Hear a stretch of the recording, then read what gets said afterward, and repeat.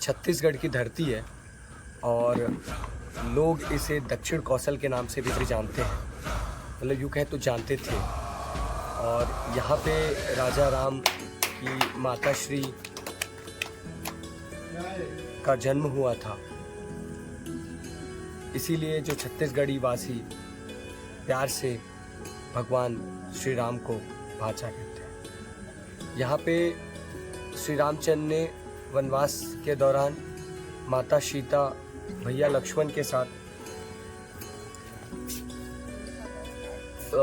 मुझे तो ज्ञात नहीं है पर कितने वर्ष गुजारे होंगे। देखिए, बहुत सारे मत हैं, कई पुराणों में, या जो रामायण है, कंब रामायण है, रामचरितमानस है, तो चित्रकूट में अधिकतम समय दिखाया गया है। कई शास्त्रों में वर्णन आता है कि छत्तीसगढ़ के दंडकारण्य में, दंडकारण्य क्षेत्र है, ये तो कौशल प्रदेश था, लेकिन दंडकारण्य ये पूरा क्षेत्र था, तो यहाँ उन्होंने 10 साल समय बिताया। तो ऐसा मत है, लेकिन ये तय है कि भगवान रामचंद्र इन स्थान। और मैं कुछ ज़्यादा नहीं बोलूँगा क्योंकि मुझे ज़्यादा ज्ञान नहीं है। हम आगे की सारी कहानियाँ धीरे धीरे कर मैं बीच में जो क्वेश्चंस, जो आंसर छूट जाएंगे, जो बातें, उन्हें मैं जो मनोज चतुर्वेदी जी हैं जो मेरे साथ बैठे हुए हैं, मतलब मैं बैठा हुआ हूँ। जय श्री राम। हम पहुंच चुके हैं चंद्रपुरी में मनोज चतुर्वेदी जी से मिलने, और वो कार्यालय में हमारा इंतजार कर रहे हैं।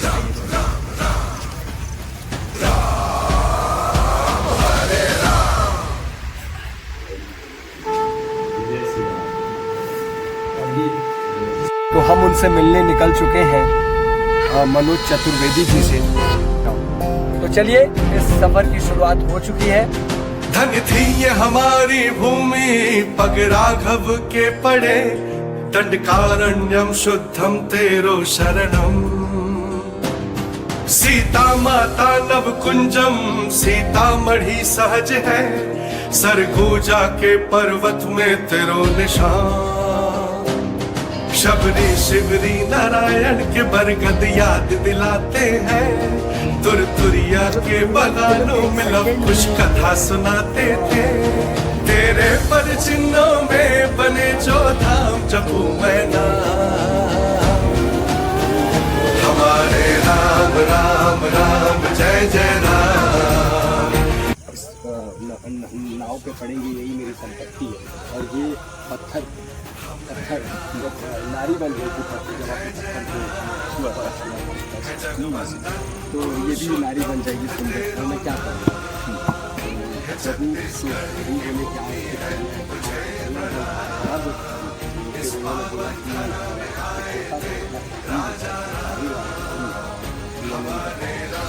तो जाएंगे। और लेकिन जो मैं अभी वो पुराने वाले मनोज चतुर्वेदी को नहीं मिला, मैं एक ऐसे के साथ मेरे को सौभाग्य प्राप्त है। ये चंद्रखुरी है।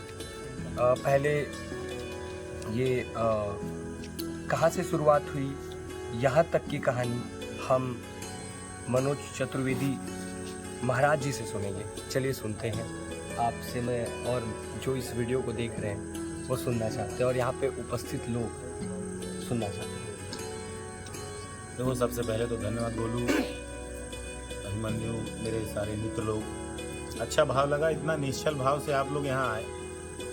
सबसे पहले आप जान जाओ, ये कौशल प्रदेश था, लेकिन ये जो पूरा क्षेत्र था ये दंडकारण्य का क्षेत्र था। मैं भगवान रामचंद्र का उपासक नहीं था, मैं भगवान शिव का उपासक हूं। और आप समझिए कि भगवान शिव की जब आप उपासना करते हैं ना, तो भगवान राम स्वतः ही आपको मिल जाते हैं। ये कोम्बो पैक है, जैसे आजकल नहीं आप लोग कोम्बो बताते हैं, तो राम और शिव में अंतर कर पाना। आप रामेश्वरम की बात, व्याख्या को समझिएगा। रामेश्वरम मतलब राम के ईश्वर, और ईश्वर जिनके राम। ये बड़ा अबूझ पहली, इसको कोई भी कर नहीं पाता। तो उसी तरीके से जब शिव की आराधना में मैं लीन था, 12 ज्योतिर्लिंगों में से 11 ज्योतिर्लिंग, 3 धाम और लगभग सारे अधिकतम शक्तिपीठ करने के बाद मन में एक भाव जागृत हुई कि कुछ विशेष करना चाहिए। यात्रा अब पूर्ण की ओर है, और इस यात्रा का अब कुछ फल मिलना चाहिए। मन में बहुत सारे प्रश्न थे। तभी उसी वक्त मैं देखता हूं कि कई लोग पद यात्रा पे निकले हुए हैं, अन्य जाति अन्य धर्म के। बड़े करीब से उसको महसूस करता हूं तो पता चलता है कि भाई इसमें अलग क्या है, यात्राएं तो पहले भी होती आई हैं। बोले नहीं, ये यात्रा इसलिए विशेष है कि पहली बार कोई कर रहा, आजादी के बाद पहली बार कोई मक्का जा रहा है। अच्छा, मन में भाव आया कि भाई ऐसा होता है। मैं भी सोचा कि मैं भी यात्रा से रिलेटेड ही कुछ करूंगा। अभी जिंदगी भर जब यात्रा किया हूं तो यात्रा से ही जुड़ी हुई कुछ, अगर आध्यात्म के तौर पे कुछ करूं तो वो एक उपलब्धि होगी। जब इस भाव के साथ मैं आगे बढ़ा, पता चला कि यहाँ तो बहुत सारी यात्राएं पहले हो चुकी हैं। भारत में बहुत सारी यात्राएं हुई और होती जा रही हैं। मैं कुछ नहीं हूं। जो लोग अगर मुझे सोचते हैं कि बहुत बड़ा प्रण है, बहुत बड़ा लक्ष्य है, तो आपको बताऊं, हाँ, आपके बीच में पहली बार देखा गया है। पर नेट में ऐसे कितने लोग मौजूद हैं जो अनवरत अपनी यात्रा जारी रखे हुए चले जा रहे हैं। और मैं तो अपने इस उम्र में, लोग बुजुर्ग की उम्र में, और महिलाएं भी चल रही हैं। तो आप समझ सकते हैं कि यात्राओं का सिलसिला तो इस तरीके से चल रहा है जिसके बारे में कुछ ज्यादा कहा नहीं जा सकता। लेकिन ऐसी परिस्थिति में कुछ अलग करना था। उसी बीच ये छत्तीसगढ़ की सरकार ने राम वन पथ गमन परिपथ की परियोजना जो लाई, तो मेरे मन में एक जिज्ञासा जा गया कि ये क्या है। भाई ये भी तो राम के नाम पे तो बहुत राजनीति होती है, ये भी कुछ नया तो राजनीति करने का ले आए होंगे। लेकिन मैं ज्यादा करीब से जुड़ सकता था क्योंकि दंडकारण्य का जो प्रवेश द्वार है वो मेरे जिला से है, मनेंद्रगढ़, चिरमिरी, भरतपुर, पास का ही सब कुछ था। एक दिन गाड़ी उठाए और देखने पहुंच गए। आपको बताऊं, मैं इतने दिन से जनकपुर गया, इतनी बार जनकपुर गया, लेकिन सीतामढ़ी हरचौका नहीं गया। लेकिन जब राम वन पथ परिपथ की शुरुआत बताई कि सीतामढ़ी हरचौका से चालू होता है, सुकमा में रामाराम, तो मतलब बगल का है, चलो देख के आते हैं। 130 किलोमीटर की दूरी है। चला गया। जैसी वहां गया तो मैं आपको बताऊं कि इससे पहले 13 ज्योतिर्लिंग, 3 धाम और ऐसे ही पूरे भारत के समस्त अन्य जगहों पे तो घूम ही चुका था। तो शक्ति का जो पावर्स को जो फील करने की भावना थी वो आ चुकी थी। वो मैं समझने लगा था कि पावर्स कैसे होते हैं। मैंने केदारनाथ में फील किया, मैंने जैन जितने ज्योतिर्लिंग हैं, जो मैं आपको बताऊं कि वो सारी शक्तियों का समावेश मुझे सीतामढ़ी हरचौका में लगा। मैं वहां जब दर्शन किया तो मैं अभिभूत हो गया। मैं आगे बढ़ा, बोला इसके बाद क्या है। आपको सच बताऊं कि शायद सीतामढ़ी हरचौका में कुछ जीर्ण क्षीण अवस्था में हो गई होगी, लेकिन आज भी भगवान रामचंद्र के हस्त कमलों द्वारा घाघरा में जो 3 ज्योतिर्लिंग है, एक लक्ष्मण जी ने, एक सीता मैया ने, एक राम जी ने, और पूरे पहाड़ों को काट के ना, कंदराओं का सब बना के एक पत्थर में ही सारा, जो आप ये अजंता एलोरा आप यहाँ जाते हैं ना, सारा चीज वो आपके यहाँ उपलब्ध है। मैं चकित रह गया कि इतनी बड़ी बड़ी उपलब्धि है, और वो तो एक सदी की है। ये तो युगों का अंतर है यहाँ पर, ये त्रेता का मामला है। यहाँ पर इतने युगों का अंतर है। एएसआई ने संरक्षित किया हुआ सारा कुछ चल रहा, वहां पर साधु संत तपस्या कर रहे हैं, पूजा कर रहे हैं। बस वो घाघरा से लौटा हूं, रात भर सोचा, और अंततः एक निष्कर्ष निकला कि ये यात्रा किसी ने नहीं की। मुझसे पहले यात्रा 3 लोगों ने सिर्फ की है। किसने? रामचंद्र, लखनलाल और सीता मैया। उसके बाद बोले दंडकारण्य की यात्रा किसी ने नहीं की। राम वन पथ गमन शायद घूमे होंगे, वो अयोध्या से लेके रामेश्वरम तक गए होंगे, लेकिन जो छत्तीसगढ़ के जो चिन्हित हैं, जो पहाड़ हैं, कंदराएं हैं, वो जो नदी पार करना, ये सारी चीजें मैं बोला इसको करना है। ये आध्यात्मिक यात्रा का विराम हो सकता है, और ये मैं पहला यात्री हो सकता हूँ राम वन पथ गमन परिपथ का। सब कुछ अच्छा लगा। उसी दिन जब अध्ययन कर चुका था, बौद्धिक सत्यापन कर चुका था, मैं निकल गया छत्तीसगढ़ में। जितने लोगों ने शोध किया उनसे मिला, उन जगहों को चिन्हित किया, और जो जानकार लोग हैं उनसे मिला। सारा कलेक्शन करने के बाद अंतोगत्वा अपने आप को रामचंद्र जी के चरणों में समर्पित करके इस यात्रा को 5 तारीख से प्रारंभ कर दिया। ये जो भाव था इस यात्रा के प्रारंभ का। मैंने आपके वीडियोस में देखा था कि सबसे पहले आपके लिए मुश्किल ये था कि आपका घर था, घर सबका होता है, घर वालों से परमिशन लेना। दूसरा, आप एक शासकीय कर्मचारी हैं, तो आपको अपने मतलब एक छुट्टी लेना पड़ता है आवेदन देकर, वो बहुत, और ये लंबी यात्रा है, तो वो भी कहानी का एक बहुत। देखिए, नौकरी की छुट्टी इशू की बात नहीं है, वो बहुत बड़ा इशू नहीं है। मेरी नौकरी है, मेरे को करना है। सरकार छुट्टी देती है तो ठीक, नहीं देती है तो ये मेरा स्व विचार है। मैं एप्लीकेशन लगा के आ गया हूँ, स्वीकृत भी हो चुका है। अगर उसका पेमेंट उनको करना होगा तो करेंगे, बाकी कोई नहीं। दूसरा जो प्रश्न था वो सबसे इम्पोर्टेंट है। तो मुझे लगता है कि मैं जिस मार्ग में चल रहा हूँ ये धर्म का मार्ग है। और बड़ा अच्छी घटना एक आती है, आपको बताऊं कि ये सुबह सुबह जब रामचंद्र जी को वन निकलना था, जब उनको वनवास हो गया, पिताजी ने बता दिया, तो आप समझिए कि उसी दिन उनको उनका राज्याभिषेक होना था, शपथ ग्रहण समारोह था, आजकल नहीं आप लोग जो बोलते हैं प्रोटोकॉल में। आप कल्पना करो कि जब किसी का विवाह होता है और सारी चीजें तो तैयारी पिछले कई दिनों से होती हैं, तो जिसे ब्रह्मांड का राजा होना था, जिसे भारत का राजा होना था, जिसे विश्व का राजा होना था, उसका मुकुट कितना सुंदर रहा होगा, सारा कुछ बेहतरीन रहा होगा, हीरे मोती जड़े होंगे, जिसके कपड़े पहले से सिल गए होंगे ना, सारा कुछ। रामचंद्र को राजा के रूप में देखना चाहती है पूरी भारतवर्ष, तो ऐसी परिस्थिति में सारा कुछ पहले से बन गया हो। लेकिन जब वो सुबह सुबह जाते हैं तो अपने आश्रम में जो शिक्षा के समय जो वस्त्र पहने थे वो अपने ड्रास से निकालते हैं और उसको धारण करके निकलते हैं, बाहर निकलते हैं। तो एक भाव जागृत होता है, माँ को देख के थोड़ा मुस्कुराते हैं, क्योंकि अब आज राजा बनना था और माँ रो रही है। तो माँ को देख के बोलते हैं कि माँ तू नहीं चलेगी साथ में, है? चल, जानती तो है, मेरे को पता था बचपन से कि मुझे राजा बनना है, मैं तो राज करने के हिसाब से अपने जीवन को जी रहा था। तो खाना वाना कौन खिलाएगा? तेरे हाथ का खाना तो बड़ा प्रिय लगता है माँ। याद आएगा, माँ को पुचकार रहे हैं, माँ को हंसाना चाह रहे हैं। माँ बोलती है लल्ला तू दुनिया को बोल सकता है, मुझसे कैसे छुपा पाएगा तू? मेरे को नहीं पता तू त्रिलोकीनाथ है, तू नारायण। मेरे को बचपन में ही पता चल गया था तू नारायण, मेरे गर्भ से नारायण आने वाला है।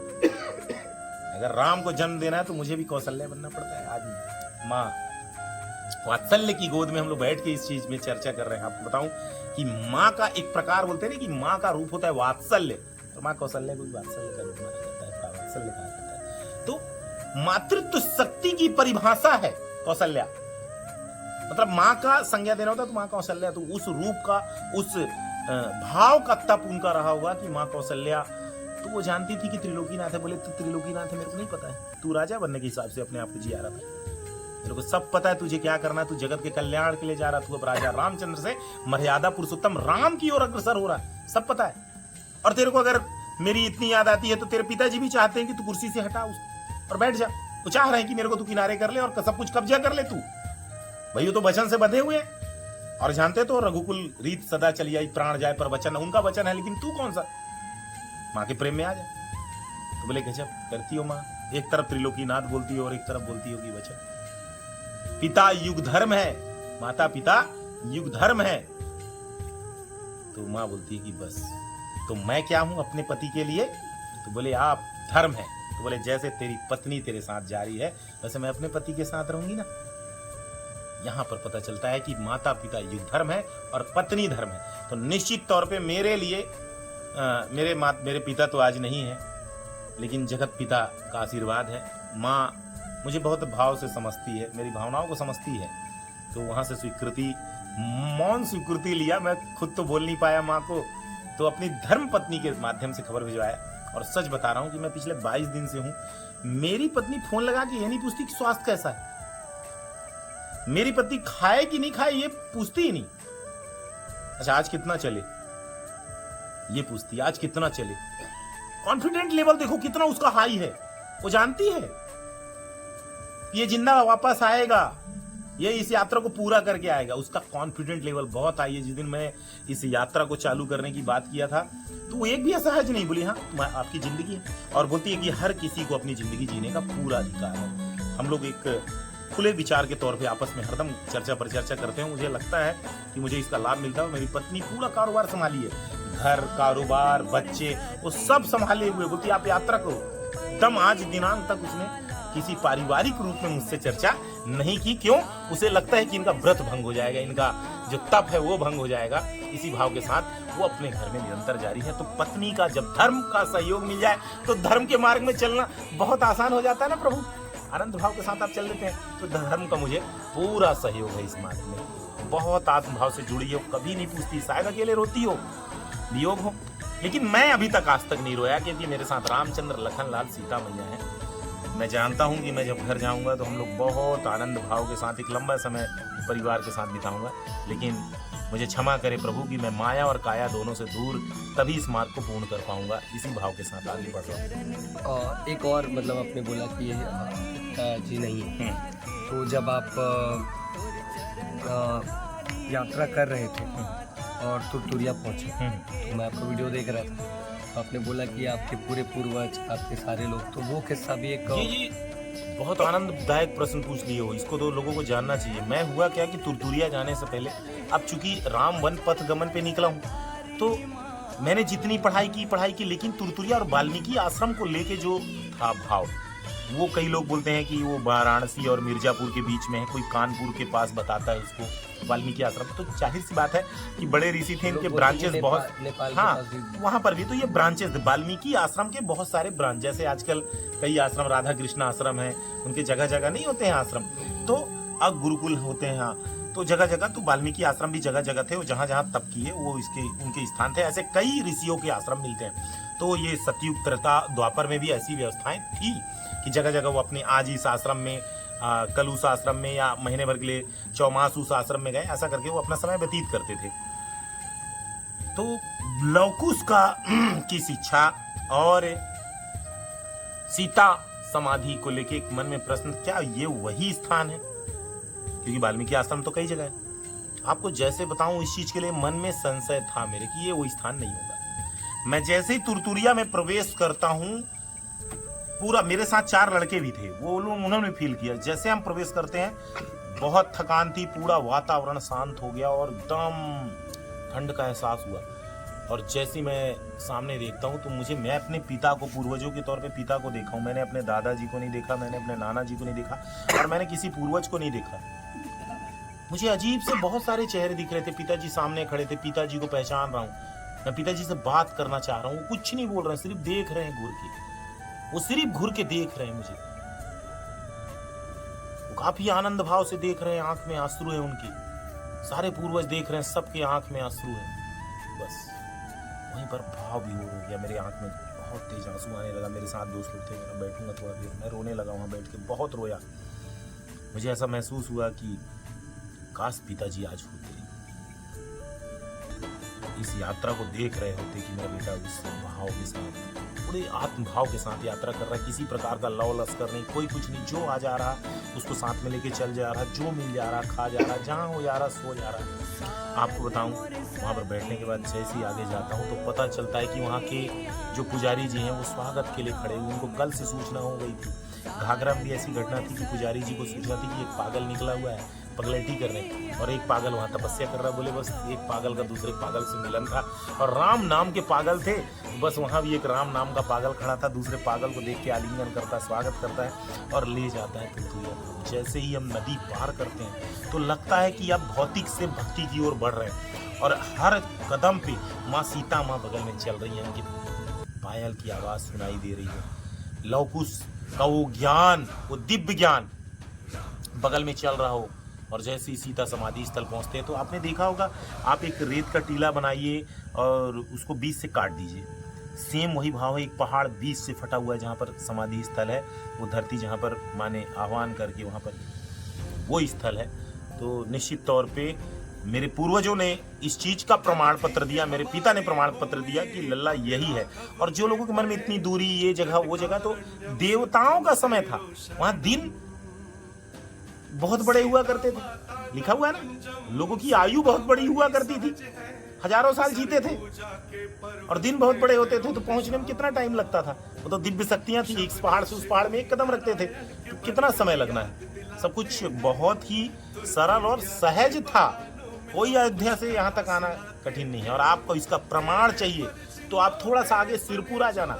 आज जिस कौशल, दक्षिण कौशल की राजधानी कभी चंदखुरी होती है तो कभी सिरपुर भी होता रही, ये पूरा क्षेत्र दक्षिण कौशल और दंडकारण्य का होता है। इसकी भी कथा बड़ी अच्छी है, मैं आपके प्रश्न के बाद जरूर बताऊंगा। तो ये भाव है, यही वो दिव्य स्थान है जहाँ पर भगवान राम के चरण कमल पड़े। लखनलाल जी, सीता मैया इसी मार्ग से चली हैं, और ये मैं महसूस कर रहा हूँ। और एक किस्सा इस यात्रा में देवदूत का भी था। बड़ा आनंददायक किस्सा होता है।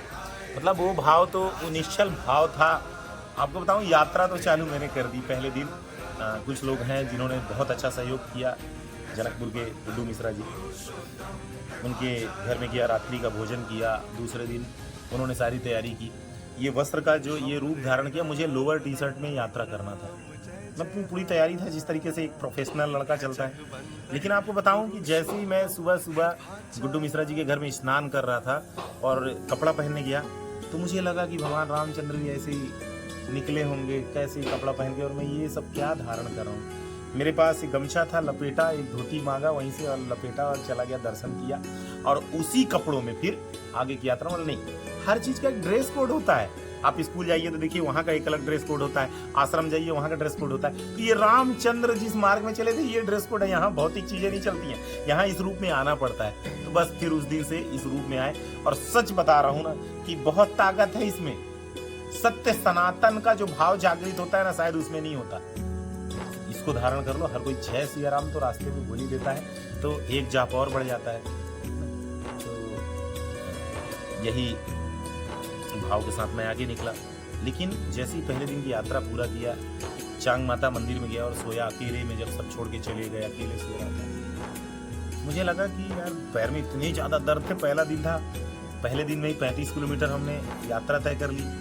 तो लगा कि यात्रा बहुत हो गई है, और यात्रा के बाद लगा कि गलत हो गया, ये निर्णय गलत था। लेकिन दृढ़ संकल्पी था कि अब ले तो लिए ही निर्णय पंडित जी, अब आगे बढ़ो। और आपको बता रहा हूं कि दूसरे दिन घाघरा पहुंचना था। अकेले चल रहा था, थक हार के पहुंचा। धूप अपने आभा में थे कि बस आज हम देख ही लेते हैं कैसे पहुंचोगे। घाघरा पहुंचता हूँ, सच बताऊं यात्रा के बीच में ही रुक जाता हूँ। लगता है कि यहीं सो जाऊं। कोई भी रोक लेता था ना, लगे कि भगवान रोक लिए, आगे नहीं बढ़ने दे रहे हैं। ये दूसरा दिन था। घाघरा से जैसे मौसम, फिर दृढ़ संकल्प। हर बार अंतरात्मा बोलती कि नहीं आगे बढ़ना। 17 किलोमीटर था पहला दिन। 17 किलोमीटर कोटाडोल वहां से घाघरा से पड़ता है पैदल। फिर मैं बिना रुके चला, वहां पहुंचा। थक हार के एक भैया थे, सोनू भैया, उनके यहाँ भोजन की व्यवस्था थी। रास्ते में मिले, बोले अच्छा आप पहुंच रहे हैं, अच्छा मैं खाने की व्यवस्था बनाता हूँ। 3 किलोमीटर कोटाडोल था। भैया मैं चल रहा हूँ, मैं जब तब व्रत तीनों का संकल्प लेके रखा हूँ। मैं तप करता हूँ चलते हुए, जप करता हूँ जो मुझे भोजन देता है उसके लिए, और व्रत करता हूँ अपने अंतरात्मा के लिए, अपने आत्मा में बैठे परमात्मा के लिए व्रत करता हूँ मैं। निश्चल भन माह से अपने चलना है। अब 2-3 किलोमीटर बचा है, वो गाड़ी से मिल रहा है, अभी कोई तैयारी नहीं, ना रुकने की व्यवस्था नहीं। एकदम मन और घबरा जाता है कि कहाँ फंस गए।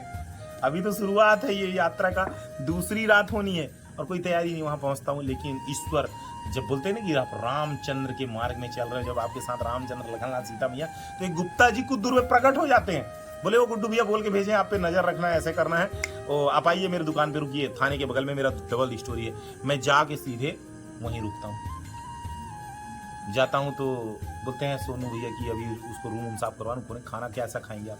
जब कोई आप सोचिए बहुत भूखे और मेनू पूछे, आप समझ जाइए कि 3 घंटा खाना बनने में लगने वाला। बड़ा डर लगता है कि 3 घंटे के बाद खाना मिलेगा, मैं बचूंगा भी कि नहीं बचूंगा। दूसरा दिन है, एनर्जी जा चुकी है। अभी तक उस लेवल का तप नहीं पहुंचा है, अभी उस स्तर का हमारा भक्ति अभी नहीं पहुंच पाई है। गुप्ता जी को बोलता हूँ, गुप्ता जी आप भोजन करा दोगे? बस भिक्षा का पहला दिन होता है, मुझे भिक्षा दीजिए। क्यों नहीं ब्राह्मण देवता, आप आए हैं, भोजन पाइए। गुप्ता जी भोजन कराते हैं, सब कराते हैं। तब तक सोने की व्यवस्था बना देते हैं, वहीं पर सोते हैं हम। सोने के बाद सुबह सुबह पूरे गांव इकट्ठा हो जाते हैं। सामान्यतः यहाँ ऐसा नहीं है भाव, यहाँ सब अपने अपने काम में बिजी हैं। गांव है सबकी। एक निकला हुआ एक लड़का राम वन पथ गमन में पहली बार कोई इस यात्रा को करने इन मार्गों से जा रहा। सामान्यतः वो हाईवे पकड़ के चले जाते हैं कि अयोध्या से कहाँ जाना है, रामेश्वरम। लेकिन ये इन मार्गों से जा रहा जहाँ कभी कोई नहीं चला। कोटाडोल की बात थी, वो लोग जाते हैं और छोड़ते हैं मुझे एक नदी की सीमा तक। उसके बाद कहाँ पड़ता है, कोटाडोल का जंगल पड़ जाता है, जो संजय गांधी राष्ट्रीय उद्यान है, जहाँ पर गुरु घासीदास पड़ता है। उद्यान अभी जो छत्तीसगढ़ का वर्तमान में, जिसे अब राष्ट्रीय उद्यान की भी मान्यता मिल चुकी है, मुझे लगता है संभवतः अगले सत्र तक सब कुछ प्रारंभ हो जाएगा। बाघ विचरण क्षेत्र है, जंगली जानवर है, हाथी विचरण क्षेत्र है ना, ये सारा कुछ क्षेत्र था और घना जंगल सामने था। अब यात्रा का पहला जो मतलब आप समझिए कि 2 दिन तो चल लिए, शहर गांव घर दिख जा रहा था। अब कुछ नहीं, अब जंगल, घनघोर जंगल दिखना है। और मैंने एक लड़के को, संदीप को बुलाया था कि जंगल पार करा देना लल्ला। कभी इससे पहले उस मार्ग में गए भी नहीं, कोई गाइड भी नहीं चल रहा। कि कोई दिखाने वाला चल रहा हो, कोई बैकअप तैयारी नहीं थी, बस राम भक्ति में निकल पड़े थे, जुनून था, भक्ति भाव था। निकलते हैं, जैसे ही मैं वन देवी को देखता हूँ और प्रणाम करता हूँ कि हे मैया मुझे मार्ग प्रशस्त करना, दिखाना, उतने में बगल से एक स्वान चलने लगता है। स्वान मतलब कुत्ता, एक बगल से चलने लगता है। तो कुछ दूर चलता है तो मैं संदीप से बात करता हूँ अपने मन बहलाने के लिए। हम लोग बात तो ऐसी कर रहे हैं, नाम जप करते थे, रहते थे दिन भर सीताराम सीताराम नाम जप करना है। और संदीप को ना, संदीप देखो गाँव का द्वारपाल है और ये हमको देख के भूख नहीं रहा, ये आएगा पूरा निरीक्षण करेगा और चला जाएगा कि सब कुछ सही है। इनकी दिव्य चेतनाएं बहुत तेजी से जागृत होती हैं। देखना गांव में कभी आते हैं झोला वोला लेके, जो लुटेरे टाइप के लोग होते हैं, जो गड़बड़ टाइप के लोग होते हैं, है ना, तो उनको देख के वो भौंकने लगते हैं। हमको देख के भौंक नहीं रहा। बोले हाँ भैया, हाँ भैया। फिर इसी में हम लोग की बात होने लगी भैरव पे, भैरव प्रसंग पे बात होने की। भैरव भगवान गांव के द्वारपाल होते हैं। कई जगह बजरंग बली को गांव के द्वारपाल के रूप में देखिएगा, बजरंग बली को द्वार पे बैठा दिया था कि प्रभु गांव की रक्षा कीजिएगा। इसमें बात होने लगती है। हम लोग चलते हुए 10 मिनट चलते हैं तो उसके बाद संदीप बोलता है भैया आपको नहीं लग रहा कि ये हमारे साथ चल रहा है? मैं बोला संदीप मन में तो मेरे भी यही चल रहा है, मैं बोलना नहीं चाह रहा था क्योंकि मैं चाह रहा था कि ये साथ चले। और आपको बता दूं, ये अब बात हो रही है माँ कौशल्या माता के मंदिर में, वहां पर गलत भावना जागृत हो गई थी। मैं बोला देख जंगल है, आगे आगे कुकुर चल रहा है ना, कुछ आएगा शेर और तो हम लोग नहीं खाएगा, पहले इसको खा लेगा। ये मन में भाव आ गया। देखो सत्य बता रहा हूं, अब ये वाली घटना मैं सबको नहीं बताता हूं, लेकिन जब सत्य के मार्ग में चलो ना, छुपाओ मत, ये मैं बोला। लेकिन कुछ ही क्षणों में आपको आभास होता है कि आप सत्य के मार्ग में चल रहे हैं और किसी का जान लेने का प्लान बना रहे हैं कि उसको शेर खा जाए, उसको ये खा जाए। त्वरित क्षमा मांगते हुए भगवान रामचंद्र से उसको छोड़ने जाते हैं कि भाई तू अपने घर चल, नहीं चाहिए तेरा साथ, हम लोग कर लेंगे, पार लगा लेंगे। छोड़ने जाते हैं, रोटी वोटी देते हो, काहे छोड़े। फिर चल रहे हैं। आपको बता दूं 25 किलोमीटर के पूरे मार्ग में कहीं एक हैंडपंप नहीं है, जंगल है पूरा, जलाशय और जानवरों को पीने के हिसाब से इंसान चल नहीं रहे, है ना, इंसान भी निकल जा रहे हैं। कच्चा मार्ग है क्योंकि वन परिक्षेत्र है तो एनओसी नहीं मिलता है। अभी मैंने सुना इस मार्ग में पता चला कि राम वन पथगमन परिपथ होने के कारण उसको 43 करोड़ की स्वीकृति सरकार ने दे दी है। उसके लिए धन्यवाद भैया, बड़ा अच्छा सुनने को मिला। जिसने भी इसके लिए पहल किया वो सबको धन्यवाद। तो मैं चल रहा था, अब वो चलते जा रहा था। हम लोग बोले कि अब भाई तू साथ में चलना हो चाहे चलो, वापस नहीं जाएंगे। अभी तक उसके प्रति वो आत्मभाव नहीं आया था। हम जो गलती किए थे उसकी ग्लानि करते हुए उसके लिए अपराध बोध हुआ और क्षमा मांग के हम भगवान का नाम जप करते जाने लगे। आगे जाते हैं तो हमको बताया गया था गांव के द्वारा कि एकदम सीधे चलना है, अभी तक एक भी गाड़ी रास्ते में नहीं है। और एक मार्ग देवसील के लिए ऐसे कट जाता है, वो स्वान जो है वो देवसील की ओर कट गया। मैं बताया, मतलब देखो ये बिछड़ा हुआ था, ये वहां अटका हुआ था, इसको अपने घर जाना था, अब अपने मार्ग को पा गया है, अब ये अपने गाँव चला जाएगा। हम सीधे जाने लगे। उस मार्ग में 7-8 किलोमीटर चलने के बाद भी एक भी गाड़ी नहीं दिखी थी। 8-10 किलोमीटर चलने के बाद एक भी गाड़ी नहीं है। लेकिन जैसे ही 50 मीटर आगे जाते हैं गाड़ी वाला आता है बाइक से और उससे पूछते भैया हमको यहाँ देवसी जाना है। बोर्ड मिट चुका था, बोर्ड लगे हुए हैं तो मिट चुका था। बोले भैया आप अब ये वाले में मुड़ जाइए, आप इधर गाँव पहुँच रहे हैं, गाँव स्टोरेरी वगैरह करके ऐसे गाँव है। बोले इसमें मुड़ रहे हैं। मैं पीछे पलट देखता हूँ तो स्वान वहीं पर पीतिया है कि खड़ा होता है। अब कुछ शब्द नहीं रह जाते हैं, बस जाता हूँ और उससे गले लग जाता हूँ, आलिंगन कर लेता हूँ, प्रणाम करके वहीं बैठ जाता हूँ। उससे जो प्रेम फाउंडेशन वो एकदम वो भी चपक जाता है, ऐसा लगता है कि वर्षों का साथ है, वर्षों के साथ है। वो आगे आगे चल रहा है। और आपको बता दूं हमें रुकना था देवसील में, ऑन रिकॉर्डेड है, जिन्होंने व्यवस्था की थी देवसील में रुकने की बात थी, वो नहीं रुका देवसील में, वो आगे चलने लगा। बाद में पता चला कि प्लान बदल दिया गया है, देवसील का माहौल था वो हमारे रुकने के हिसाब से नहीं था, कटवार में हमें रुकना है। कटवार में यादव जी के यहाँ कृष्ण जन्माष्टमी का दिन था और ये जाके स्वान सीधे उनके तख्ता में जाके बैठ जाता है। मैं देखता हूँ कि यार क्या बात है, पूछता हूँ वहां जाके ये यादव जी घर यही है? बोले हाँ यही घर है। अब मैं समझ चुका था, अब तक जान चुका था कि ये देवदूत है, देवता के द्वारा भेजा हुआ है इस मार्ग में। रात्रि विश्राम का समय होता है भैया उस दिन, पहला दिन। वो पता है कहाँ सोता है? वो द्वार में सोता है। वो गांव देखता है, वो देवसील के लोग, वो यादव जी और एक पंडित जी हैं, वो इसके साक्षी हैं, वो उसको देखते हैं। दूसरे दिन की बात आती है, जब दूसरा दिन गुजरता है ना तो रामगढ़ जाना होता है। रामगढ़ में कोई मंदिर नहीं था, मुझे रेस्ट हाउस बुलाया जाता है। तो मैं बोला मेरे साथ रामचंद्र लखनलाल सीता मैया चल रहे हैं, एक कमरा और खोलो और मैं उनके नीचे हूँ, उसके नीचे बड़ा उस बेड ऊंचा करो और मैं नीचे से हूँ, मतलब नीचे होना चाहिए। एज ए प्रोटोकॉल फॉलो करना है ना, जगत का सम्राट चल रहा है, विश्व का राजा मेरे साथ चल रहा है, प्रोटोकॉल तो बनता है। तो मैं बोला अब यहाँ मंदिर उस तरह की व्यवस्थाएं नहीं थी, सोने की बड़ी भैया सांप दंस हो रहा है, बड़ा घटनाएं हो रही हैं, आपको यहीं सुलाएंगे। वहाँ जब सोए तो आपको बता रहा हूँ कि वो द्वार में फिर रेस्ट हाउस में भी वहाँ पहले से पहुँच गया। उसको पता था रेस्ट हाउस रुकना, रेस्ट हाउस पहुँच गया, गेट पे बैठता है। रात हो गई, मेरे को लगा कि वहाँ ठंडा होगा, उसको खोला गेट, वो आके अंदर बैठ गया। वो मेरे साथ अब सोए। तीसरे दिन की जो घटना है, वो तीसरा दिन चल रहा, मेरे साथ जुड़ चुके थे पैदल यात्रा के रूप में नवीन पांडे जी सोनहत के हैं। मैं उनको पूरी घटना बताया भैया ऐसा ऐसा हो रहा, आज देखना, आज प्रमाण देखेंगे। मारुति शर्मा नाम इसलिए ले रहा हूँ, इनसे आप पूछ सकते हो। वो आगे आगे चल के मार्ग बता रहा है और राजन पांडे जी के यहाँ रुकना था हमको। राजन पांडे सोनहत में है, उनके यहाँ रुकना था। वो जाता है, उनके गेट पे जाके खड़ा हो जाता है। रोड से अलग हट के घर है, वो जाके गेट पे खड़ा होता है। और मेरे लिए आश्चर्य की बात नहीं थी, लेकिन वहीं मारुति शर्मा और नवीन पांडे ना मुझे छोड़ के उसको दर्शन करने लगते। दूसरे दिन देवदूत की घटना की खबर अब नेटवर्क में आ चुका था। मैं अब वहाँ बिजली नेटवर्क सब था, वहाँ आ चुका था। हमला हो जाता है, सब देवदूत को देखने के लिए भीड़ आ जाती है। साथ में अब 100 लोगों का कारवां चल रहा है। क्षेत्रीय विधायक जो है गुलाब सिंह कमरो, वो भी साथ में 40 किलोमीटर पैदल चलते हैं। पूरे मनेंद्र बैकुंठपुर में भव्य स्वागत होता है। लेकिन मैं देखा जैसे ही वो शहर की ओर पहुंचा ना, वो भागने लगा। वो भक्ति खोज रहा था। हमने मार्ग को थोड़ा सा बदला, हमें अंदर के मार्ग से जाना था, आउटर मार्ग से बाईपास जाना था। लेकिन चूंकि लोगों का भाव था, निश्चल भाव था, स्वागत करना चाह रहे थे, बोले भैया शहर के अंदर जाइए। वो नहीं जाना चाह रहा था। जैसे तैसे करके वहाँ के लोगों ने गाड़ी में उसको बैठाया, मंदिर ले गए। मंदिर मेरे साथ था, हम लोग स्वागत के साथ, भव्य स्वागत के साथ बैकुंठपुर के मंदिर में, प्रेमा बाग मंदिर में पहुंचे। रात्रि विश्राम फिर मेरे साथ किया, लेकिन मेरे से बात नहीं कर रहा था। मैं जैसे उसके पास जाऊँ तो दूर चला गया, मेरे से थोड़ा नाराज था। लेकिन सुबह जैसे चलने की बारी थी, वो सामने खड़ा हो गया और आगे आगे चलने लगा। फिर मेरी बहन भी चली, भाई लोग सब साथ में जो थे चल रहे, देख रहे आगे आगे। मान लिया बहुत तेज धूप थी। मुझे ऐसा लगता है कि मेरी गलती के कारण मैं धूप थी, मैं चलना नहीं बंद कर रहा था। अब मेरी इच्छा बहुत प्रबल हो चुकी थी, अब मैं चलना चालू रखता था।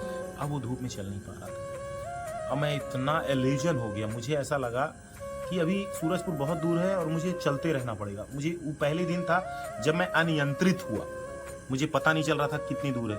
सूरजपुर मात्र 11 किलोमीटर बचा हुआ था और मुझे लगा कि 20 किलोमीटर मुझे दिन भर चलना होगा। और मैं एकदम चलते जा रहा था, पीछे पलट कर नहीं देख रहा था। जब कुछ देर के बाद मैं पीछे देखता हूँ तो वो देवदूत नहीं। मुझे बहुत दुख होता है, वहीं चक्कर खा के गिर जाता हूँ। कुछ समझ में नहीं आता। मेरे देवदूत को लाओ, लड़कों को भेजता हूँ, गाड़ी भेजता हूँ, मिलता ही नहीं, कहीं नहीं मिलता है। अब चूंकि आगे जाना था, सूरजपुर जाना था, मैं सूरजपुर चला जाता हूँ। पहुंचता हूँ, ब्राह्मण समाज के द्वारा भव्य स्वागत होता है। गुप्ता जी के यहाँ निवास में रुकना होता है। राम जी के मंदिर के पीछे एक रूम रहता है, वहाँ रोक देते हैं। सुबह सुबह उठता हूँ, स्नान करता हूँ और राम जी के पास जाके बैठ जाता हूँ। राम जी से एक ही चीज मांगता हूँ, प्रभु मेरा देवदूत मेरे को वापस कर दो, खोजवा दो। और लड़के लगाया हुआ हूँ खोजने में, नहीं मिल रहा। पूरे आदमी लगाया हूँ, मेरा देवदूत मुझे वापस कर दो। आपको सच बताऊं, अंतरात्मा से आवाज आती है कि तू भी पढ़ रहा मोह माया में, फिर पढ़ रहा तू भी मोह माया में, इसी मार्ग में। मैं तुझे नियुक्त किया मैंने इस मार्ग के लिए कि तू मोह माया से परे है। तू पिछले 2 वर्ष से दिन में 1 बार भोजन करता है। तेरा तप बड़ा था, तेरा कर्म बड़ा था, तू इतना तीर्थ करता रहा और तू फिर पड़ गया। मैं ऐसे कई देवदूत भेजूंगा, ऐसे कई साक्षात देवता को भेजूंगा और तू फिर वहीं पकड़ के रह जाना। फिर तू खोज चुका राम को, चल चुका इस मार्ग में, पहला व्यक्ति चल चुका तू राम वन पदगमन के मार्ग में। बस वहीं से वो जो दिव्य चेतना जागृत होती है देवदूत को हृदय से, आज भी जहां भी होगा वो, उसके लिए तो प्रेम ही आता है। सच बता रहा हूँ कि मैं अपने बच्चे के प्रति वो भाव कभी नहीं रख पाया जो देवदूत के रखता हूँ। ये मैं स्वीकार कर रहा हूँ कि मुझे शायद ना लगे, लेकिन देवदूत को आज भी बहुत ज्यादा याद करता हूँ। लेकिन फिर ईश्वर की उस देववाणी को याद करता हूँ कि प्रभु ये धरती का यही रूप है। वो बोलते हैं कि यही ऐसी सृष्टि है। माता पिता आएंगे, कल पिता चले गए, फिर माता चली गई, कभी भाई चला जाएगा, कभी मैं जाऊंगा, कभी पत्नी जाएगी। तो बोले ये संसार का नियम है, हमको सिर्फ सत्य के मार्ग में आगे चलना है। और उसी दिन से मानिए कि नव उदय होता है इस मार्ग में, मुझे समझ में आ जाता है कि ईश्वर मेरे साथ है और मुझे वो दिव्य चेतना जागृत कर रहे हैं। आज दिनांक तक फिर आगे निरंतर बढ़ता जा रहा हूं, मुझे समझ में नहीं आता कैसा सब कुछ चल रहा। तो देवदूत की कहानी वो दिव्य दर्शन था ईश्वर की, और उस आराधना का वो प्रतिफल था और एक समय के लिए था। और देवता ने भेजा था, देवता ले गए, आगे आप लोग को भेज रहे हैं ईश्वर के रूप में। अब मैं जो करता हूँ सीधे राम जी को बोल देता हूँ। और आपको बताऊं, दोपहर में लाइव चला है, साक्षी हैं मनोज सिंह बघेल जी, वो लिखते हैं कि दोपहर में रुकना कहाँ है। लाइव जब मैं बात कर रहा था तो मैं उनको बता रहा हूँ, और ये मौजूद है कि मेरी दिव्य इच्छा है कि मैं चंदपुरी में माँ कौशल्या माता मंदिर के प्रांगण में रुकूं। मैं रात्रि विश्राम वहां करना चाहता हूं, क्योंकि मेरे साथ रामचंद्र, लखनलाल, सीता मैया है, वो भी माँ के गोद में खेलना चाहते हैं। ननिहाल पहुंच रहे हैं तो वो आत्मभाव होना चाहिए। तो आपको बताऊं वहां से बोल के निकलता हूँ, बाकी राम जाने मैं किसी को बोलता नहीं हूँ। मेरे साथ आपको बताऊं, कई लोग बोलते हैं भैया कोई चीज की जरूरत में हो ना, मैं बोलता नहीं, मैं राम जी से बोलता हूँ, राम जी करना होता है नियुक्त करके आप लोग को भेज देते हैं। मनोज सिंह बघेल जी को बोला, जैसे ही प्रवेश करता हूँ चंदपुरी में तो मेरे को आकाश बर्नवाल का फोन आता है, भैया लाइव लोकेशन भेजो। तो आकाश बर्नवाल से मैं जुड़ा हुआ हूँ लंबे समय से, मैं जान गया रायपुर में रहता है लड़का, वो लोकेशन मांग रहा। सच बता रहा हूँ, आत्मा से मंदिर में बैठा हूँ, मेरे को नहीं पता था कौन आने वाला। मेरे पैर में दर्द हो रहा था, दोपहर ज्यादा पड़ी तो मेरे को लगा मसाज करना चाहिए। तो मेरा मसाज कौन करता है? माँ भूमि माता, धरती माता करती है। कैसे? माँ है मेरी, तो मेरा ध्यान रखती है वो ना, सारे अपने बच्चों का ऐसे ही ध्यान रखती है। तो जो खेत होते हैं ना जिसमें निंदाई उंदाई करते हैं, धान वाले खेत में चलता हूँ, कीचड़ उचड़ में चलता हूँ तो मस्त वो फूल जाता है। उसके बाद ना वो जो छोटे छोटे बजरी वाले जो रोड होते हैं ना, कंकड़ वाले, उसमें चलता हूँ तो मसाज बहुत अच्छा हो जाता है। ऐसे ही करते हुए खेत में घुस गया मैं, बाईपास नहीं आते हुए सीधे यहाँ से, ये एक गांव का नाम है नागपुरा, उसके आगे पुलिस कैंप है, वहां सीधे मैं यहाँ पहुंच गया खेत के मार्ग से, खेते खेत आ गया। मैं खेत ही खेत आया, जैसे खेत पार करके रोड में देखता हूँ तो हाथ दे रहा कौन? विनय जायसवाल। बड़ा अच्छा लगता है भाई, राज्य मंत्री है, विधायक है, जब वो आप इस तरह आपके यज्ञ में बड़े लोग आ जाते हैं तो निश्चित तौर पे इसका ग्राफ तो बढ़ता ही है भौतिक तौर पे। लेकिन मेरे साथ रामचंद्र है तो मुझे उतना ज्यादा इसका अहंकार नहीं होता है। लेकिन जो भौतिक तौर पे आजकल लोग जैसा समझते हैं भाई, प्रोटोकॉल सेलिब्रिटी आ जाए तो उसका अलग आनंद होता है। तो मेरे साथ तो जगत का पिता है, मुझे किस चीज की चिंता, मैं इस भाव से आगे बढ़ जाता हूँ। लेकिन वो मेरे साथ पैदल 4 किलोमीटर चल के आ गया, अगला 4 किलोमीटर चल गया था, सीधे मंदिर में यहीं दर्शन करते हैं और सीधे कार्यालय यहाँ कहाँ है, कौन रुकना है, सब अपने तय कर रहे हैं ना, मैं कुछ नहीं बोल रहा हूँ, मैं कुछ नहीं बोल रहा हूँ। और वो कार्यालय में यहीं देखे गद्दा लगा था, पलटाए उल्टाए, बोले यहीं सोए गए। बोले वाह, जय सिया राम। वहां से करता हूँ, फिर पूछता हूँ भैया आप लाइव देख लिए थे क्या? मेरे को प्रांगण में रुकना इच्छा। बोले मेरे पास इतना कहाँ टाइम है यार, मैं तेरा रील देख लेता हूँ और जो स्टेटस है देख लेता हूँ, मेरे पास इतना टाइम नहीं है। हाँ तेरे से प्रभावित बहुत हूँ, मतलब आप समझो कि जो कल तक हम लोग ऐसे नहीं खड़े होते थे, आज मेरे सामने खड़ा था राम के नाम पे। वो भाव जो अगले का था निश्चल भाव था, वो पॉलिटिकल व्यू से वो नहीं आया हुआ था, वो आदमी निश्चल भाव से आया हुआ था। तो वो मिलता है अगला और यहीं पर मेरे चुलाक चल देता है तो मैं बोल देता हूँ राम जी भेजे इनका, आज यहाँ पहुंच गए। ऐसी कई घटनाएं होते रहती हैं। अब तो राम जी मेरी क्या परीक्षा लेते हैं, मैं राम की परीक्षा लेता हूँ। कल की घटना बता रहा हूँ, सिरपुर से चला, पहली बार ऐसा था जब मेरे साथ कोई नहीं था, राम की कृपा थी। मैं बोला राम जी आप जो करवाओ मैं तो चलूंगा। 4 किलोमीटर चलने के बाद आपस में संवाद करता हूँ, बात करता हूँ कि प्रभु अब पानी तो आज लेके चला नहीं, डेली तो कोई ना कोई साथ में चलता है तो पानी फल फूल देते रहता है, तो पानी पीना है। तो बोले उतने में आगे मस्त नाला सुंदर सा बहुत साफ पानी बहते रहता है, तो बोलते हैं कि पी ले दे पानी, मैं ही तो बहा रहा हूँ, ये जल मेरा है, ये पेड़ मेरा, ये छां है, सब इसका आनंद ले, इस प्राकृतिक का। अकेले में तू, मैं और तू ही वस्तु है, आज मैं लखन लाल सीता मैया और तू है बस, आज तो आनंद होना चाहिए। मैं बोला ऐसा है तो आज जिद है कि आपके हाथ से आज पानी पिएंगे, पानी आप ला के दोगे, आज तो नदी का पानी नहीं देंगे। ये लड़ाई होती है। कौशल्या माता के मंदिर में बैठा हूँ, साक्षी। और ये वीडियो सिरपुर से 4 किलोमीटर दूर एक PWD का प्लेसमेंट कर्मचारी है, नाम नहीं सेव कर पाया हूँ, वहाँ एक यादव लड़का है वो जानता है वो भी घटना कैसे हुआ। जैसे ही आगे बढ़ता हूँ, मात्र ज्यादा दूर नहीं, यानी कि परीक्षा ले रहे हैं भगवान की मैं परीक्षा ले रहा हूँ, तो मेरे को 1-2 किलोमीटर तो प्यासे मार रहा था। 200 मीटर मात्र आगे चलता हूँ तो एक आदमी है, वो हाथ में थाली और एक गिलास लेके खड़ा होता है। बस जैसे ही देखता हूँ, मेरे को देख के वो भाभी और पंडित जी बोलने लगता है, हाथ में गिलास है। मैं रोने लगता हूँ, आंख से आंसू रुकते ही नहीं है, तरतरा के आंसू चलते कि भगवान इतना जल्दी 2 किलोमीटर तो चल लेने देते, इतना जल्दी। जैसे जाता हूँ तो वो गिलास एक्चुअली में पानी रखा था उतारने के लिए, पहली बार हो रहा था। हर जगह आरती उतारी जाती, माला पहनाया जाता है, लेकिन ये पहली बार तो पानी उतार रहा था। तो मैं बोला रुक पानी को वेस्ट मत करो, राम जी ने नियुक्त किए तेरे को। गया, उस पानी को पीता हूँ, आत्मा तृप्त हो जाती है। उसके घर में बैठता हूँ, बहुत बताता हूँ कहानी, पूरा परिवार रोता है। हम लोग फिर आगे वहां से निकल जाते हैं। आपको बताऊँ, वो 1 गिलास पानी सीधे आगे ना ऐसे मार्गों से लेके चलता है। और कल मैं फिर कोसरंगी ऐसे कहना गाँव कोसरंगी, वहां पहुंच जाता हूँ। पता नहीं चलता, एक नदी पड़ती है, यहाँ तक पानी का बहाव होता है, उसको पार कर देता हूँ। और एक ऐसे मार्ग से चलता हूँ जहाँ 2-2 फीट एक डैम पड़ता है, इतना तेज बहाव उसमें बहता तो मैं बह ही जाता, उसको पार कर देता हूँ। तो ये शक्ति उस जल से, जो रामचंद्र जी जल पिलवाए थे ना, वो भाव था। मैं पूछा भी उससे, मन में आता है कि कोई फोन किया होगा। मैं बोला भैया फोन किया? बोले हाँ फोन किए थे भैया, बोले कि वो आगे वाले गांव में सूचना कर देना, वो फोन उनको नहीं लग रहा है। तो बोले कि उनका स्वागत वगत करना है, उनको चाय पानी पिलाना है। बहुत बड़े संत हैं, बहुत बड़े महात्मा, बहुत अच्छा बात करते हैं, दिव्य बात करते हैं, एक अलग से तेज उनसे निकलता है, ऐसा ऐसा कहानी वर्णन हुआ होगा। मैं कुछ नहीं जानता हूँ, तो रामचंद्र जानते हैं क्या भाव है। तो बोले जब ऐसा आदमी निकल रहा तो मेरे मन भाव हुआ मैं भी स्वागत कर लूँ, मैं भी करूँ। राम जी गजब की महिमा, इसके मति में कहाँ से बैठ के पानी पिलवा रहे हो। आपको सच बताऊं, यहाँ तक पहुंच गया, यहाँ पहुंचाई दिया। आप लोग को राम जी ने करके भेजी, पैर में दर्द रहा, मस्त लगा दिए सब चीज वाली से। तो ये वही जो राम रची रहा था, जो रामचंद्र सब नियुक्त करते जाते हैं, आप किसी को बोलना नहीं पड़ता है। वाइपर लेना पीछे, ये अभी थोड़ी देर पहले आपने लिखा था और मैं चाहूँगा इसको पढ़ के आप। और हाँ, ये गजब का तुम्हारे अंदर भाव था कि इसमें एक अपना कुछ एक कम शब्दों में लिखें। तो कम शब्दों में मैंने लिखा, सबसे पहले आपने बोला था कि राम से शुरू करें। ना, राम की शुरुआत राम से होती नहीं है, राम की शुरुआत होती है सिया राम से। जब तक सीता माँ का नाम नहीं जुड़ा होता ना प्रभु, तब तक राम पूरे हैं ही नहीं, अधूरे हैं। बिना लक्ष्मी के नारायण का क्या, लक्ष्मी नारायण कितना अच्छा लगता है नारायण। हम तो दोनों को पूछते हैं। तो सिया राम, फिर लिखता हूँ छत्तीसगढ़ के कण कण में राम, क्षण क्षण में राम, पग पग में राम, हर सांसों पे राम। मतलब मैं तो कम लिख पाया, लेकिन राम छत्तीसगढ़ के, आप कल्पना कीजिए अभी पंडित जी को भी, मतलब मैं तो क्षमा चाहूंगा, मेरी हैसियत नहीं है मैं इनके सामने इस तरह की बात कर सकूं। इतने योग्य लोग मेरे सामने बैठे हुए हैं, लेकिन जो दिव्य भाव प्राप्त होता है इस यात्रा में जो हुआ, आप कल्पना कीजिए कि भगवान नारायण के गुरु चरण के नाखून से ना गंगा माँ निकलती है।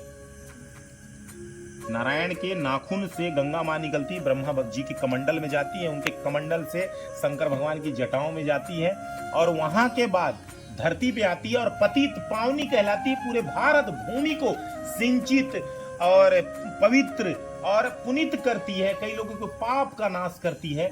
इतना गुण नाखून से निकलने वाले जल पे जो गंगा कहलाती है। आप कल्पना करो कि जहां नारायण का चरण पड़ा हो, है ना, वो कितना।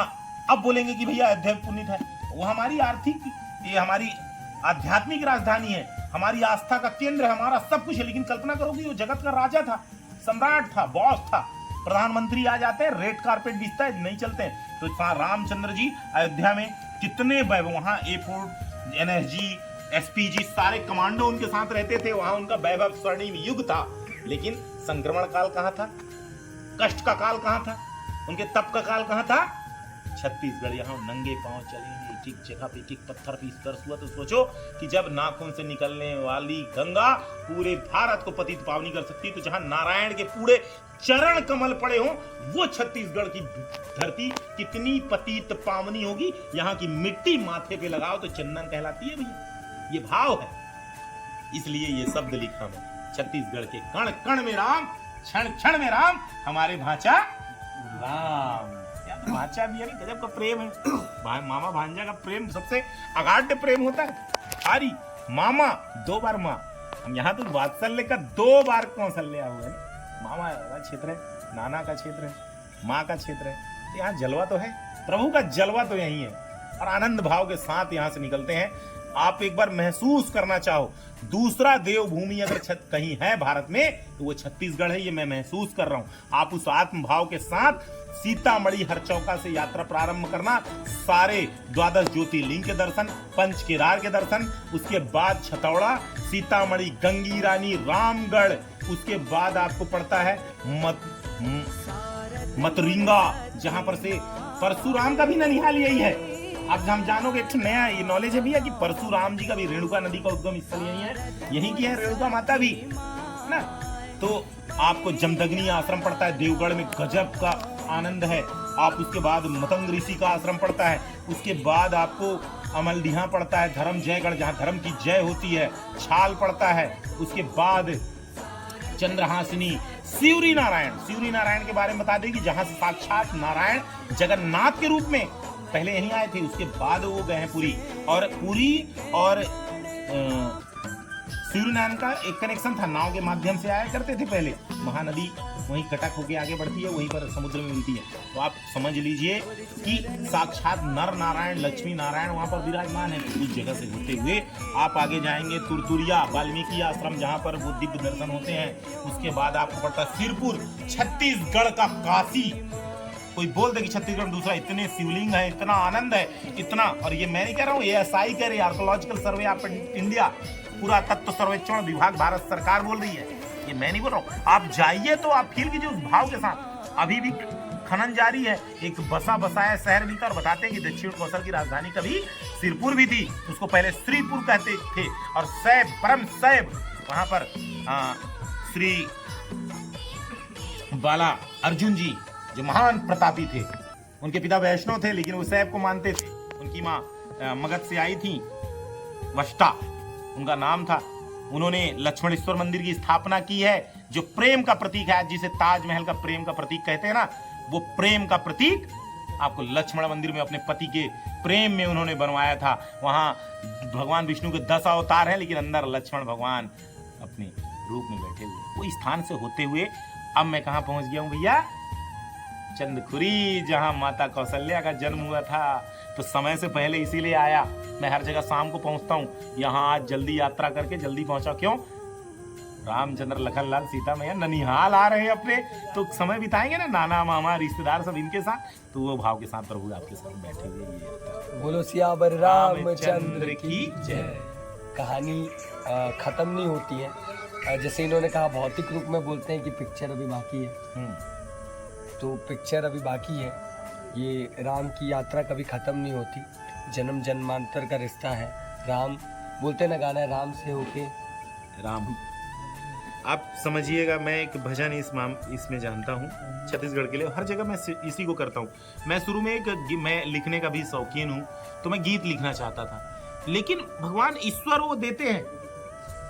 मैंने एक सिर्फ 5 लाइन का भजन बनाया, जिसमें सारा छत्तीसगढ़ समाहित हो जाता है। मैं जहां भी जाता हूँ सिर्फ उस गांव का नाम जोड़ता हूँ, जैसे यहाँ बैठा हूँ, तो वो भजन हो जाए। एक बार भजन, जब इतनी बात हुई तो भजन हो जाए भैया, है ना। जो जिस पथ पर कभी चले थे मेरे राम के चरण, उस पथ पर निकल पड़ा हूं कर सर्वत्र समर्पण। जिस पथ पर कभी चले थे मेरे राम के चरण, उस पथ पर निकल पड़ा हूं कर सर्वत्र समर्पण। सीताराम सीताराम सीताराम सीताराम सीताराम सीताराम सीताराम सीताराम सीताराम सीताराम सीताराम सीताराम सीताराम सीताराम। हे दया निधि करुणा निधान, हे दया निधि करुणा निधान, इस चंदखुरी के हो तुम प्रधान।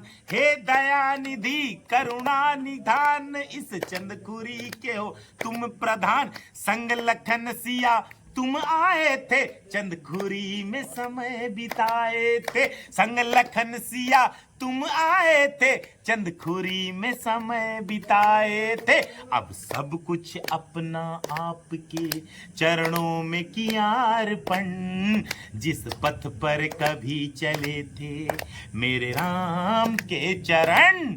सीताराम सीताराम सीताराम सीताराम सीताराम सीताराम सीताराम सीताराम। बोलो सियापति रामचंद्र की, सीता मैया की, लक्ष्मण भैया की, वीर बजरंगबली की। हरे हरे महादेव शंभो।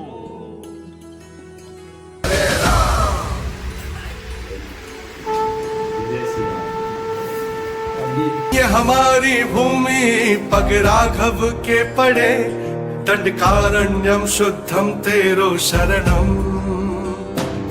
सीता माता नव कुंजम सीतामढ़ी सहज है, सरगुजा के पर्वत में तेरो निशान। शबरी शिवरी नारायण के बरगद याद दिलाते हैं, तुरतुरिया के बगानों में लव कुश कथा सुनाते थे। तेरे पर चिन्हों में बने जो धाम जपू मैं नाम, हमारे राम राम राम जय जय राम।